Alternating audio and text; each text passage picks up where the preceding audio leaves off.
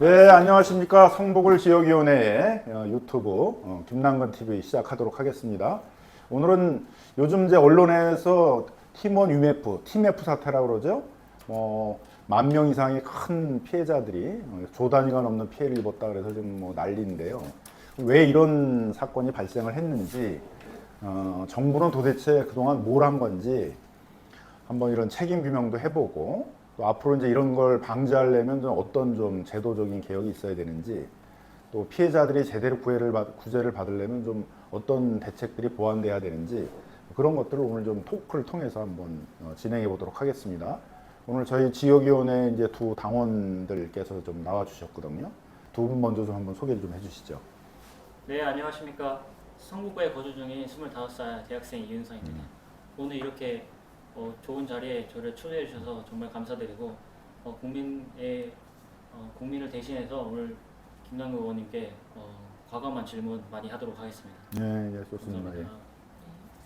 안녕하세요. 저는 성북구에서 오랫동안 거주하고 있는 권리당원이자 대의원인 정경숙이라고 합니다. 그래서 우리 김남근 의원님과 최근에 사회적 문제가 되고 있는 TMF 사태에 대해서 질문도 하고 좋은 답변을 들을 텐데요. 저는 사실 이제 소비자이기 때문에 많은 이용을 하진 않았지만 그래도 최근에 큰 문제를 다루고 있는 의제로서 좋은 질문을 한번 나눠보겠습니다. 네. 팀원과 위메프 사태가 피해액도 1조가 넘는다 이런 식으로 지금 소비자들도 그렇고 많은 사람들이 피해를 입고 있는데 혹시 왜 이러는 건지 궁금합니다. 원인은 이제 두 가지가 있는 것 같습니다. 일단 이제 이 소위 팀원과 UMF를 인수한 그 큐텐그룹이라는 데에 어떤 경영 전략이 이제 영향을 미친 게 있고요. 또 하나는 이제 윤석열 정부의 어떤 금융감독이나 공정거래위원회의 좀 안일한 부실한 감독이 이제 다 원인이 됐는데요. 큐텐그룹은 이제 주력 회사가 큐익스프레스라는 물류회사거든요. 그래서 여기를 이제 나스닥에 상장해가지고 상장이익을 크게 본다. 이제 이런 것들이 이제 경영 전략이었던 것 같습니다. 그럼 이제 이 물류회사를 키우려고 그러게 되게 되면 배송 물량이 있어야 되잖아요. 일감이 있어야 되는데 그런 게 주로 이제 전자상거래 업체에서 나오는 거잖아요. 전자상거래 업체는 이제 중개 거래를 하는 거고 대부분 배송을 통해 소비자한테 보내는 거니까. 그래서 이제 이 큐텐그룹이 그 전자상거래 업체들을 인수를 하려고 그런 거예요. 근데 자금을 안 들이고 하려고 그러니까 주로 적자 전자상거래 업체들을 이제 인수하려고 했던 거죠. 그래서 이제 적자 상태였던 팀원을 2022년에 인수하고, 위메프 인수하고, 그다음에 인터파크 인수하고, K몰 인수하고, 미국에 있는 위시라는 그런 업체까지 인수를 이제 했던 건데, 그러다가 이제 이 적자 기업들을 살릴 수 있는 계획 같은 거 그러니까 처음부터 없었던 거지. 여기는 그냥 철저하게 큐 익스프레스를 키워서 나스닥에 상장만 되면 대박을 본다. 이제 이런 게 경영 전략이었으니까. 그러면 이제 어떻게 보면 이런 적자 기업만 계속 인수하고 있는데 그 이제 기업들을 인수할 땐 기업결합 심사라는 걸 공정거래위원회한테 받아야 되거든요.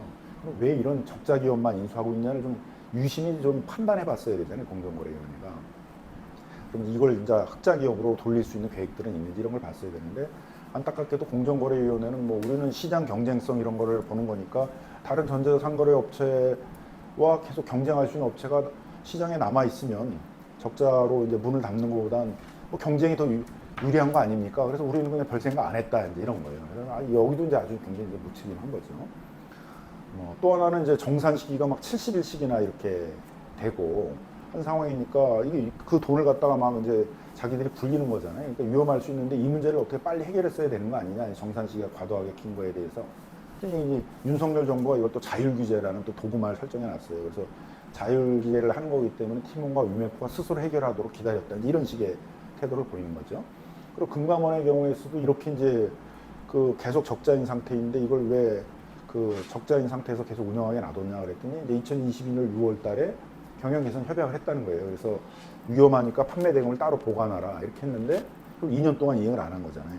그러면 그때 이제 어떤 소비자들에게 경고를 하든지 이렇게 했었어야 되는데 그 금감원 얘기는 소비자들에게 경고하면 이 업체 금방 부실화돼가지고 문 닫을 거 아니냐. 자기들은 그걸 걱정했다. 그럼 소비자들 피해 볼 건 걱정 안 했냐, 소비자나 판매자들. 그랬더니 이제 금융감독원은 그 감독 대상인 기업이 부실하냐 아니냐만 감독하면 되지 우리가 소비자 어떻게 보면 보호하는 그런 역할들에 대해서는 자기들의 주된 업무가 아니었다라는 거죠. 그런 점에서도 금감원의 한계가 있고 금융소비자 보호 측면에서의 감독 체계가 또 필요하구나 이런 것도 이제 이 사건에서는 그런 교훈도 줬던 것이죠. 윤석열 정부의 자유 규제라는 그런 신념이 결국 이렇게 큰 사건을 만든 것 같습니다. 그 문제를 이제 보고 실사구시적으로 행정을 해야 되잖아요. 윤석열 정부의 특징이 유난히 이제 도구마가 많아요. 뭐 감세를 해야 경기가 뭐 부양된다. 뭐 이런 식의 도구마도 있기 때문에 지금 뭐 계속 감세를 하면서 세수가 56조, 올해도 한 30조 펑크를 날 상황인데, 그럼 이 펑크난 걸 어떻게 메꿀 것이냐의 대책도 없이 계속 감세 정책은 지금 밀고 나가는 것처럼, 여기도 이제 그 대기업들에 대해서 이제 자율 규제다, 뭐 법으로 규제하지 않는다, 뭐 이런 이제 도구만을 설정해 놓으니까 이런 상당히 위험한 상황이 있고, 또 적절한 규제와 소비자 보호를 위한 규제, 이런 것들은 해야 되는데 그것도 방치를 하다가 이제 이런 큰 사태들을 이제 불러일으킨 것이죠.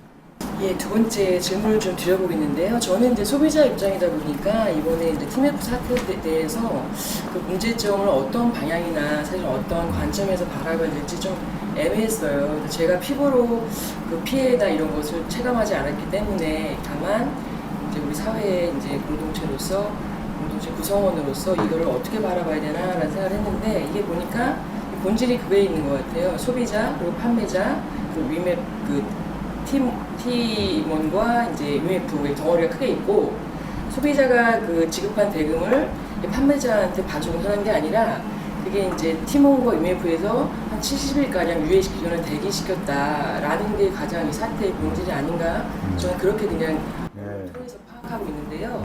이 정돈된 질문을 한번 드려볼게요. 여기 팀원과 UMF 사태에서 가장 큰 문제가 되는 것은 소비자가 지급한 대금을 판매자에게 바로 정산해서 지급하지 않고 길게는 70일까지 그 팀원과 UMF가 가지고 사용하다가 정산을 해주지 않았다는 것인데, 그럼 정부는 왜 이에 대한 구체적인 대안이나 대책을 수립하지 않았나 궁금합니다. 예, 우리 정대현님이 아주 그냥 예리하게 딱 정확한 이제 이 문제의 출발점을 이제 지적해 주셨습니다. 그러니까 예를 들어 미국의 이베이 같은 경우에는 이제 물건이 바로 소비자에게 배송이 되면 정산을 해줘요. 3일이면 정산이 되는 거죠. 뭐 중국 같은 경우에는 5일이나 7일 정도면 정산이 돼요. 제일 길게 한다고 하는 이제 아마존 같은 경우에도 14일 이내에 해주게 돼 있고, 큐텐 재팬 같은 경우에도 15일 내에 한단 말이에요. 이제 세계적으로 한 14일 이내에 다 정산을 해줘요. 근데 우리나라에만 이제 그 쿠팡이 먼저 이제 이런 좀 시장 교란 행위를 했는데, 쿠팡이 뭐 45일, 60일 이렇게 정산을 안 해주고 하니까 이런 걸 본받아가지고 이제 팀원과 UMF도 70일 동안 정산을 안 해준 거예요. 그리고서는 이제 판매자들은 그럼 판매 대금 못 받으니까 다른 물품 대금업자 이런 사람들에게 돈을 줄 수가 없잖아요. 그러니까 그걸 대출을 받도록 만든 거예요. 그래서 또 판매업자들은 그 팀원과 UMF하고 이제 그 거래를 하고 있는 은행들로부터 이제 선정산 대출이라고 해서 이 이율이 6에서 7%니까 아주 높은 금리죠. 금리로 이제 대출을 받아서 그걸 이제 쓰는 그런 방식이었거든요. 그러다 보니까 제때 정산해줬으면 문제가 없을 텐데, 그 70일 동안이라는 그 기간 동안에 이제 그 돈을 갖고 그 팀원과 UMF가 이 돈을 이제 굴려가면서, 그것도 이제 팀원과 UMF가 굴린 게 아니라 그걸 또 그 큐텐 그 테크놀로지라는 별도의 회사를 만들어서 거기서 돈을 운영하도록 만들었어요. 그러니까 그 그룹 차원에서 돈을 빼다가 딴 데 쓰기가 딱 좋은 구조였던 거죠. 실제로 여기 있는 돈을 가져 빼다가 미국에 있는 이제 위시라는 회사를 인수하는 자금으로도 활용하기도 하고 했던 거죠. 그렇게 해서 딴 데 이제 많이 활용하고 그러다 보니까 결국 이제 점점 유동성이 부족해지다 보니까 이 사건이 이제 터진 겁니다.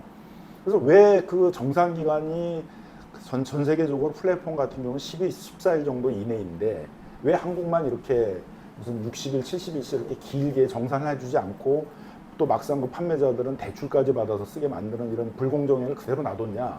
공정거래위원회한테 이제 저희가 많이 추궁도 했어요. 그랬더니 윤석열 정부의 도구마가 자율규제야.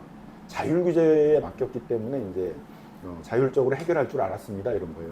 근데 이런 게 자율규제가 되겠어요? 이미 그 돈 빼다가 이제 딴 데 쓰겠다고 작정을 하고 있는데, 그래서 이제 그 자율규제 정책은 이제 철회해야 된다. 이건 자율로 되는 것들이 아니기 때문에 원래 하기로 했던 온라인 플랫폼 거래 공정화법 같이 플랫폼과 판매자 사이를 규율하는 법을 만들어서 그 법 안에다가 정산 시기를 14일이 넘지 않도록 하는 이제 그런 강행 규정을 둬가지고 이건 좀 제도적으로 해결해야 된다. 그런 것들을 저희가 지금 추진하고 있습니다. 자율적이라는 게 사실은 사회적 시스템이 안전하거나 완비가 됐을 때 그게 자율이라는 게 참 돌아가는 건데, 그러니까 자율이 되려면 일단 그 반대쪽도 커져야 되잖아요. 예를 들면 입점업체들이 입점업체 단체를 만들어서 그 플랫폼 기업과 팀원 UMF하고 서로 협상을 통해 가지고 정산 시기를 정할 수 있게 해줬다 그러게 되면 또 달라질 수 있겠죠. 근데 그 입점업체 단체들을 만드는 또 그거는 반대하고 있단 말이에요. 그래서 입장업체들은 단체로 대응할 수 있는 그런 입장들도 아니고 자율규제라는 게 결국은 그 플랫폼 대기업들이 그냥 시혜적으로 하는 것들인데 자신들에게 유리하게 하려고 그런 정산 시기를 막 70일까지 길게 지금 잡고 있는 거죠. 70일까지 정산을 미루다 보니까 사실 이런 사태는 언제든지 일어날 수 있는 예고된 재앙이었던 것 같습니다. 그래서 이러한 피해 발생을 정부는 전혀 눈치채지 못하고 있었던 것인지 궁금합니다. 눈치채고 있었죠. 그래서 이제 팀원하고는 2020년 6월에 이제 전자상거래법에 따라서 경영 개선을 하도록 하는 게 협약을 맺었어요.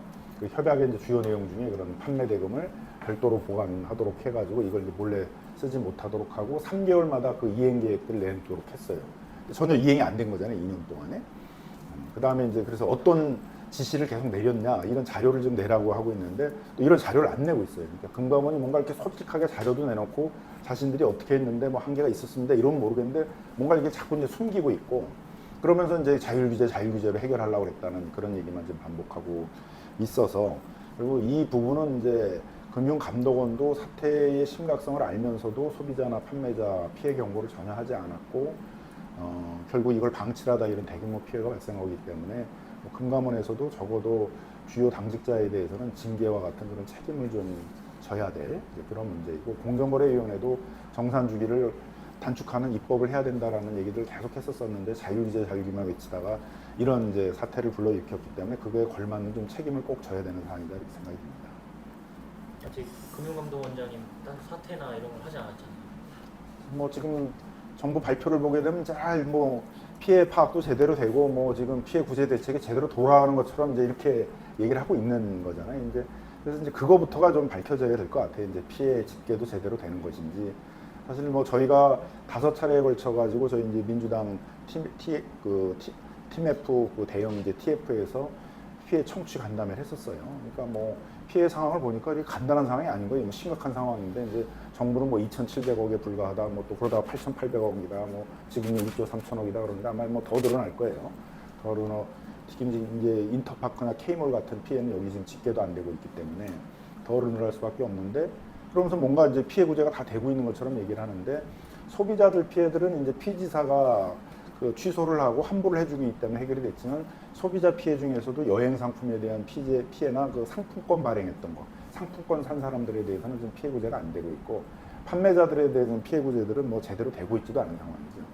그래서 이렇게 이제 제대로 돼 있지도 않은데 지금 언론만 보게 되게 되면 뭐 정상적으로 피해 구제가 다 되고 있는 것처럼 얘기를 하니까 책임론이 지금 안 나오고 있는데 앞으로 국회에서의 뭐 청문회나 이런 걸 통해 가지고 좀 피해 이 책임 부분들을 이제 제대로 좀 밝혀야 될 그런 상황입니다. 그래서 거기가 이제 주로 파는 상품권이 해피머니 이런 거잖아요. 해피머니가 이제 브렉머니, 그래도 이론도 바뀌고 또 TF 보니까 쌀을 또 팔더라고요. 그럼 쌀을 만드시는 그런 농부께서도 거기까지 피해가 많이 갈 것 같은데 참 많이 걱정이 되고 지금 다 소비자가 결국엔 다 뒤집어 쓰는 것 같습니다. 그래서 이제 이거를 그 농촌 지역은 피해가 있는지 이런 것도 잘 안 알려져 있어요. 근데 저희가 이제 피해 청취 간담회를 보니까 위mon과 팀업에서 또 쌀도 많이 팔았잖아요. 쌀 팔 때 그러면 그게 다 그 농촌 지역에 있는 영농법인들이 팔았단 말이에요. 그래서 뭐 어느 영농법인은 뭐 27억을 지금 판매대금 좀 못 받았다 그러고 있어요. 그러면은 거기가 이제 판매대금을 못 받아가지고 망하면은 정미소에 돈을 못 주겠죠. 그럼 정미소가 망할 거예요. 그 다음에 정미소가 망하면은 그 정미소에다 쌀을 갖다 공급해줬던 농민들이 또 돈을 못 받으니까 피해가 결국은 뭐 2차, 3차로 가면 결국 농민들한테까지 피해가 다 확산될 수밖에 없는 그런 상황이거든요.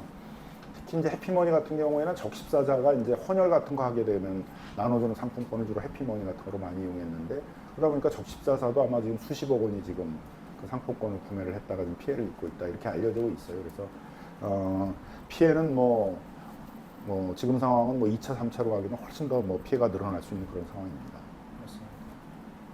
그런 손실이나 피해가 이게 연쇄적으로 작용한다라는 게 저는 소비자로서 사실은 어제 그 이제 부천 호텔 그 화재 사건이 있었잖아요. 근데 이제 결이 다른 일이긴 하지만 이제 시청자로서 이렇게 그냥 소방관들이 불 끄거나 할 때 이제 먼 산 바라보듯이 복원을 하고 있지만 이제 도움이 안 되니까 그런 의미에서 사실은 이제 이 TF 사태 같은 경우도 누가 그걸 선두적으로 해결해야 되는지 정부인지 행정기관인지 아니면 업체인지 복합적으로 그걸 다 같이 해결해야 되는데 과연 저 사태를 난 소비자로서 누가 과연 이 사태를 해결할 수 있을까 주도적으로 그런 궁금한 점 사실은 있어요. 그냥 막연하게 생각하고 있다 보니까. 그래서 이제 소비자는 마치 피해구자가 다 된 것처럼 지금 언론에 나오고 있어요. 그렇지만 이제 소비자들 중에서도 여행 상품들, 특히 이제 7월, 8월에 여행들이 많았잖아요. 해외여행이 많아서 그 해외 여행 상품들을 이제 구매한 피해자들이 이제 정산을 지금 받지 못하고 있는 상태이고, 또 상품권도 이제 정산을 받지 못하고 있는 상태입니다. 그래서 소비자들도 이제 상당한 피해가 있어요.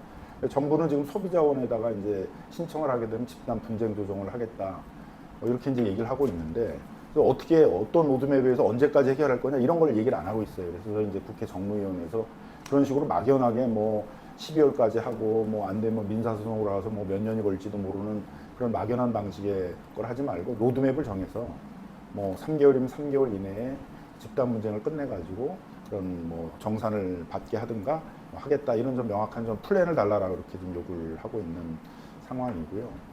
뭐 제일 큰 건 이제 지금 판매 피해자인데, 지금 뭐 팀원과 유메프를 통해서 이제 최종적으로 집계한 거는 뭐 1조 3천억 정도의 피해가 있다, 이렇게 좀 얘기를 하고 있습니다. 근데 여기 이제 인터파크, K몰 이런 것들이 포함이 안 됐기 때문에 더 늘어날 수 있는데, 그래서 그것도 이제 좀 현장에 있는 판매자들의 그 얘기를 들어보면 이제 상당히 체감이 다른 거예요. 그래서 팀원하고 유메프 얘기만 듣지 말고 직접 좀 현장에 가서 뭐 용산 전자상가에 가서 뭐 농촌에 가서 직접 좀 피해자들의 얘기를 듣고 이제 그 피해 집계도 하고, 그다음에 좀 상담도 하고 해야 된다, 이제 이런 얘기를 계속 하고 있는데, 이게 좀 너무 앉아가지고 이 책상 행정을 하고 있는 것도 지금 문제예요. 그래서 그 피해자분들은 어디 가서 상담할 데가 없다. 특히 지금 문제가 되는 것들은 그 3개월 동안 집중 피해가 많이 생겼어요. 그러니까 예를 들면 이제 4월 달까지는 뭐 한 2억, 3억 거래하시던 분들이 갑자기 팀원에서 팀원 월드로 갈아타라 이렇게 얘기를 했다는 거예요. 새로운 플랫폼을 만들어서 이제 갈아타라 이렇게 했는데, 나중에 봤더니 그 팀원 월드는 팀원 게 아니라 큐텐그룹에서 직접 운영하는 거예요. 그러니까 자기들이 돈을 큐텐그룹에서 직접 뽑아가려고, 유동성을 뽑아가려고 새로운 플랫폼을 만든 거죠. 거기로 갈아타면 이제 뭐 7억, 8억 그 거래 규모를 늘려주겠다 그러고, 그다음에 이분들은 다 대출을 받아야 되잖아요. 70일 동안 판매대금 못 받으니까 그건 대출을 받아야 되는데, 그럼 대출이 늘어나야 되는데, 국민은행은 이제 선정산 대출을 늘려주진 않겠다, 위험하니까 이제 딱 막았단 말이에요. 그랬더니 SC제일은행으로 갈아타라고 그러면서 SC제일은행으로 갈아타면 뭐 한도를 3배까지 늘려주고 거래 규모도 늘려서 이제 그런 대출을 많이 받게 해주겠다. 그래서 이제 다 갈아탔다가 5월, 6월, 7월 3개월 동안에 이제 거래 규모가 막 2배, 3배 늘어났잖아요. 근데 그걸 다 못 받게 되니까 이제 피해가 엄청 커지게 됐던 것들이죠. 그러니까 이런 얘기들을 좀 현장에 가야 들을 수 있는 내용들인데, 그런 것들을 이제 현장에서 집결하지 않다 보니까 이 문제의 심각성들을 잘 정부가 파악을 하지 못하고 있고, 그다음에 어디 상담 창구도 제대로 마련해 주질 않아가지고 이분들이 이런 얘기를 하고, 근데 이게 대출도 뭐 조그만 긴급 경영자금밖에 지금 대출을 안 해주니까 당장 지금 운영자금도 쪼달리는 상태에다가 피해 규모도 자기들이 평상시 거래하는 것보다 훨씬 큰 상태에서 지금 피해를 당하게 생긴 거잖아요. 그러니까 채무 조정 같은 것도 좀 필요할 상태인데, 근데 그러니까 그 법원에다가 개인 회생 신청이나 뭐 일반 회생 신청 같은 걸 할 수 있는 법률 지원도 필요한 상황인데, 이런 걸 좀 종합적으로 지원해 줄 수 있는 그 원스톱 어떤 서비스 창고가 필요한데, 그런 거를 지금 안 마련해 주고 있으니까 뭐 불만이 상당히 좀 고조되고 있는 그런 상황이거든요. 그래서 정부가 이제 좀 현장에 가서 직접 얘기를 듣고 그 사태도 좀 파악을 하고 상담도 하고 여러 가지 지원들을 한꺼번에 하는 좀 이런 적극 행정이 좀 필요한 상황입니다. 또 의원님께서 법 잘 아시니까 이제 피해자들 법률 지원 이런 거 해주시면 감사하겠습니다. 무슨 국회의원이 이제 다 해주면 좋은데, 이제 그건 이제 국회의원이 할 수는 없는 거고 그 행정에서 이제 해야 되는 건데, 그래서 이제 그 뭐 서울금융복지센터, 뭐 그 섬유공연산의 신용회복위원회 이런 데들이 이제 그런 그 과중 채무자들에게 채무 조정을 위한 뭐 파산회생 신청이라든가 개인 워크아웃 이제 진행 절차 이런 걸 이제 상담해주고 지원해주는 데들이거든요. 이제 이런 데들이 이제 빨리 창구를 열어가지고 그런 상담들을 좀 시작을 해야 되는데, 뭐 아직은 이제 이런 데들이 이 문제가 자기들이 그 나가야 되는 이제 그런 행정인지 자체도 지금 감을 잡지 못하고 있어서, 지난주에는 이제 한번 그런 신용회복위원회, 서울금융복지센터, 뭐 중소기업진흥공단, 소상공인진흥진흥단 이제 이런 데를 좀 다 모아서 그렇게 가만히 앉아 있지 말고 적극적으로 좀 창구를 열어가지고 피해자들에 대한 상담이나 이런 것부터 빨리 시작을 해라라고 저희가 좀 촉구하는 활동도 했었습니다. 정부기관 금융감독원과 공정거래위원회 두 기구의 책임 소재가 불분명한지 않은 것 같은데, 대해서 책임을 어떻게 물어야 될지. 그래서 궁금합니다. 이제 뭐 정부는 이제 책임론에 대해서는 이제 입 딱싹 짚고 이제 뭐 아무 얘기도 안 하고 있는데 결국 국회가 좀 책임론을 밝혀야 되겠죠. 그래서 저희가 지금 좀 정무위원회를 여러 가지 청문회를 하자. 이제 책임을 밝히려면 저 선서도 하고 뭐 증인으로 불러서 이제 선서도 하고 이렇게 해야지 좀 책임 있게 진술을 얻어낼 수가 있잖아요. 그리고 자료도 계속 요구하고 있고 금감원이 2년 동안 왜 이 사태의 심각성을 알면서도 계속 3개월마다 문제를 해결하겠다라는 이행계획서를 받도록 돼 있었는데 어떤 이행계획서를 받았고 그거에 대해서 어떤 지도를 해서 개선을 안 하고 있는데 왜 개선을 하라는 어떤 지도를 했냐 이런 자료를 내놓으라고 그러는데 그 자료도 안 내놓고 있어서 그런 좀 자료도 받고 또 증인 신문도 좀 하고 뭐 필요하면 뭐 예를 들면 디지털 혁신 금융국장 그 담당을 했던 3명의 국장이 있는데 그 3명의 국장 같은 사람은 좀 증인으로도 부르고 또 그런 이행계획서를 계속 제출하기로 되어 있었던 팀원과 UMF에 있어서의 재무 담당자들도 국회로 불러가지고 좀 청문을 해야 되잖아요. 근데 안타깝게도 이제 우리 국회 정무위원회 위원장이 국민의힘 위원이네요. 그러니까 이제 안 열어주고 있는 거죠. 그래서 저희가 계속 지금 청문회를 열어라 지금 요구를 하고 있고 일단 그 다음 주 이제 월요일 날 8월 26일 날 이제 그 결산 때문에 이제 기관장들이 나와서 일단 그 기관장한테 이 팀원 UMF 문제에 대해서 좀 책임을 묻는 그런 질의를 할 예정입니다. 또 질문을 좀 드려보겠습니다. 사실 항상 사건이 생기면 이 골든타임이라는 게 늘 있다고 저는 항상 이제 생각하는데요. 어떤 사안이든. 근데 좀 느슨한 감이 없잖아 있는 것 같아요. 근데 그 8월 20일자 언론 보도를 제가 살짝 그냥 훑어봤는데 6,6천억 원을 지원하겠다는 보도를 좀 봤어요. 근데 이제 여기 보면은 어느 언론은 판매자들 피해액이 2,700억 원이다. 어디는 1조가 넘을 것이다 라고 하는데 정부가 지금 판매자 피해는 제대로 파악하고 있는지 좀 궁금합니다. 그래서 이제 저희가 이제 그것부터가 좀 걱정이 되는 거죠. 뭐 처음에 2,700억이라고 했다가 이제 얼마 전에 이제 저희가 보고를 받을 때 이제 8,800억까지 이제 왔던 것 같고 앞으로 더 얼마나 늘어날 거 같냐 그랬더니 이제 그 팀원과 UMF가 지금 법원에다 회생 신청을 했잖아요. 그 회생 신청을 하면서 제출하는 게 이제 1조 3천억이래요. 그래서 1조 3천억까지는 이제 늘어날 것으로 이제 예상을 하고 있는 거고. 근데 이제 거기에는 지금 그 관련 계열사인 인터파크나 K몰의 피해는 이제 안 들어가 있는 거거든요. 근데 지금 이미 K몰과 인터파크도 뭐 사실상은 정상적인 영업은 어렵게 돼 있고 거기에 이제 그 판매자들이 또 피해를 입게 될 수밖에 없는 상황인 것 같아요. 그럼 거기 피해까지 하게 되면 뭐 훨씬 더 늘어날 수 있다는 거고. 그리고 그건 이제 다 1차 피해자들이잖아요. 그 다음에는 이제 이분들이 또 해결을 정산을 못 받으면은 그 뒤에 있는 다른 물품 공급업자나 뭐 쌀을 공급하거나 이런 거 했던 분들에 대해서 또 책임을 지기가 어렵게 되니까 그 뒤에 이제 2차, 3차 피해들이 계속 발생할 수 있는 상태여서 피해 상황은 뭐 피해자 수나 피해액은 훨씬 더 늘어날 수 있다. 이렇게 이제 보여집니다. 이번 TF 사태를 계기로 온라인 플랫폼 거래 공정화에 관한 법률 제정하는 요구가 중소상인분들로부터 좀 강하게 제기되고 있는데 혹시 어떤 법안 내용인지 알려주시면. 이제 가장 지금 그 플랫폼과 판매자 사이의 핵심적인 건 이 정산 시기 문제잖아요, 그죠? 정산 시기를 70일 뭐 지금 쿠팡도 지금 뭐 45일 이렇게 돼요. 그리고서는 그 판매자들은 대금을 못 받는데 대출을 받으라는 거잖아요. 그래서 이제 소위 선정산 대출이라는 걸 받고 뭐 6에서 7%의 아주 높은 금리를 지금 내야 되는 상황이고 그걸 가지고 이제 뭐 쿠팡이나 또 그걸 본받아가지고 팀원 UMF 이런 데들이 이제 그걸 자기 마치 금융 자금처럼 이제 막 돌려서 사용을 한 거잖아요.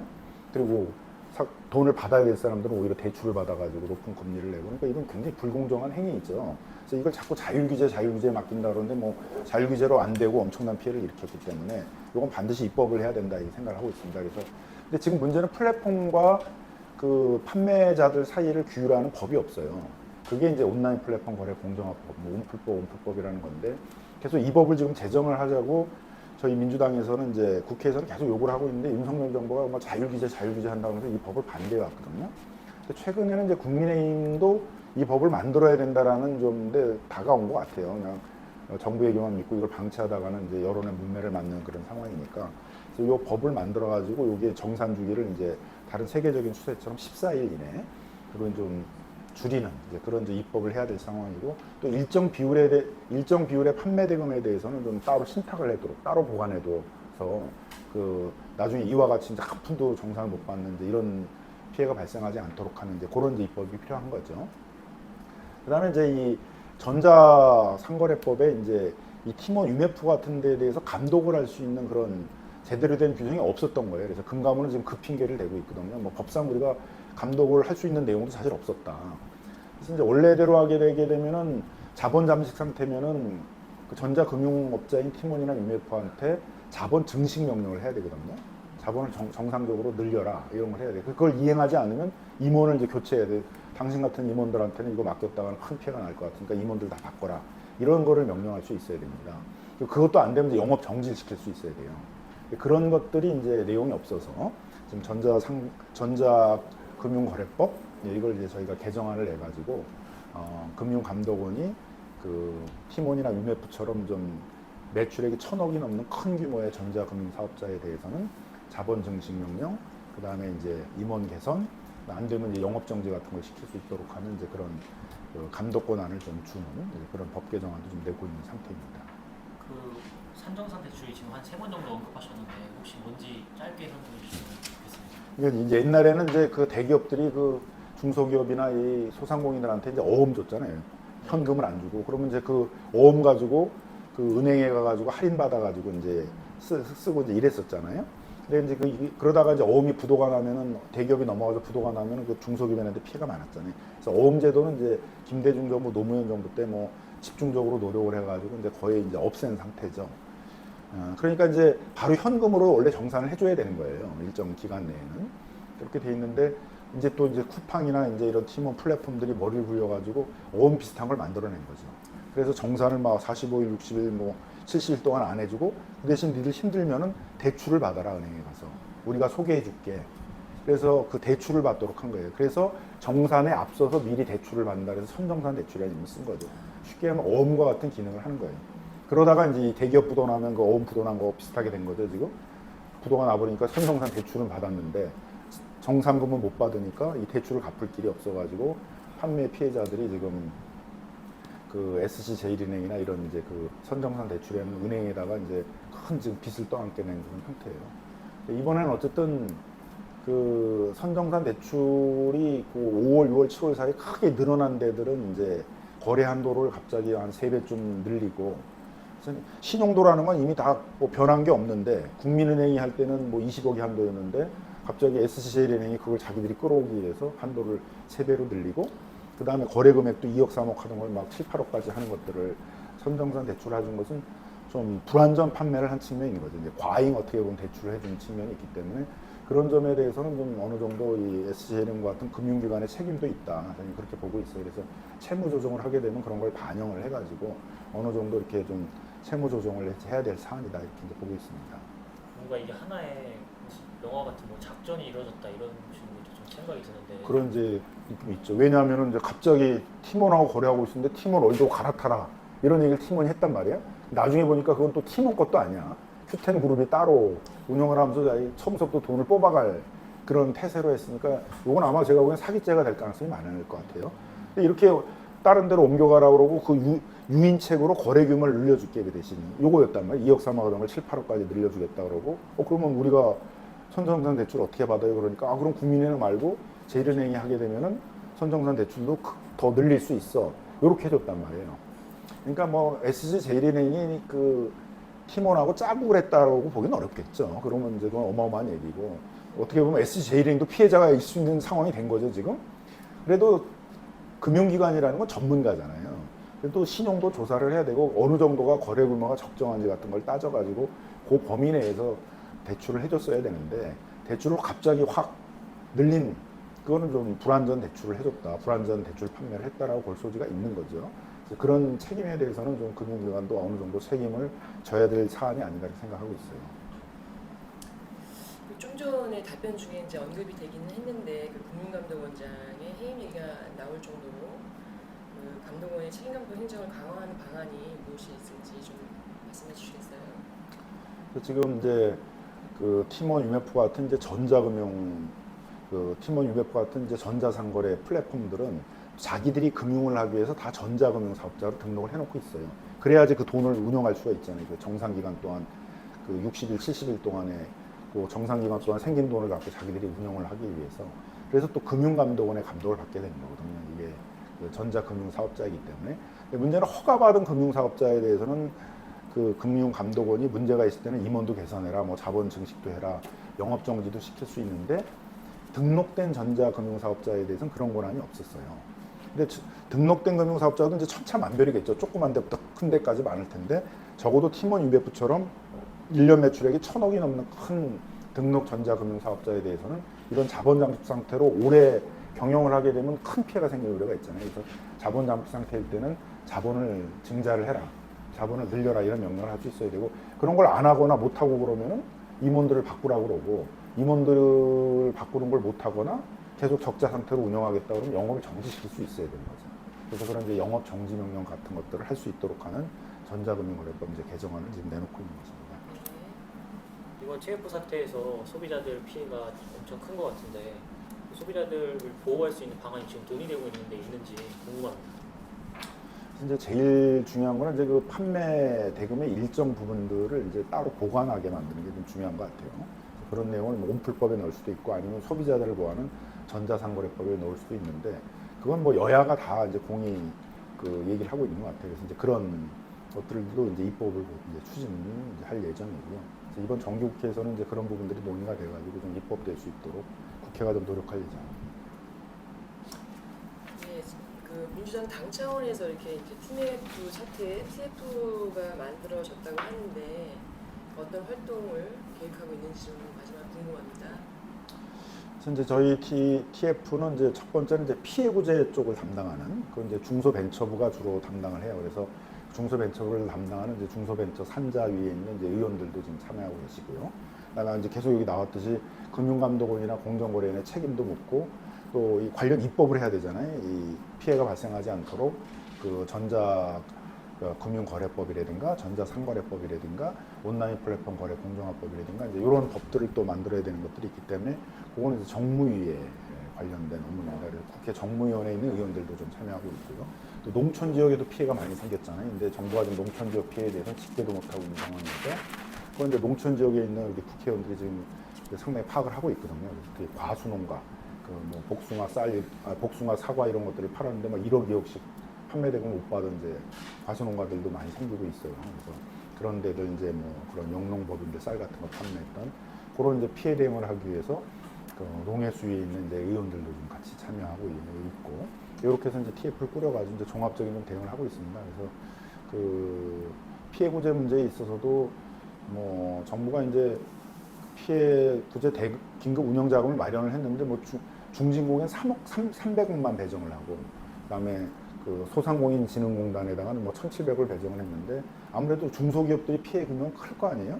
여기는 지금 1,000억을 신청했는데 지금 300억밖에 배정을 안 해놓으니까 뭐 하루 만에 다 동의 나고, 그 다음에 또 행정을 또 제대로 못해서 뭐 갑자기 또 상담 창구를 다 닫아버리고 법률 상담을 해달라고 그러니까 법률구조공단으로 가라고 그러고, 그래서 특히 이제 그 중진공에 대해서 그 피해자들이 아주 불만이 좀 많은 상황이어서 뭐 그런 문제들도 이제 저희가 중진공이 좀 도망가듯이 하지 말고 책임 있게 대출 상담도 하고 법률전 상담들도 하고, 그 다음에 긴급 운영 자금도 300억이 아니라 훨씬 더 규모를 좀 키워서 늘리도록 하고, 거기가 못하면은 다른 또 중소기업들을 지원할 수 있는 뭐 신용보증재단이라든가 뭐 이런 데들을 좀 동원해가지고 좀 더 지원을 하도록 하는 이제 그런 작업들도 좀 하고 있습니다.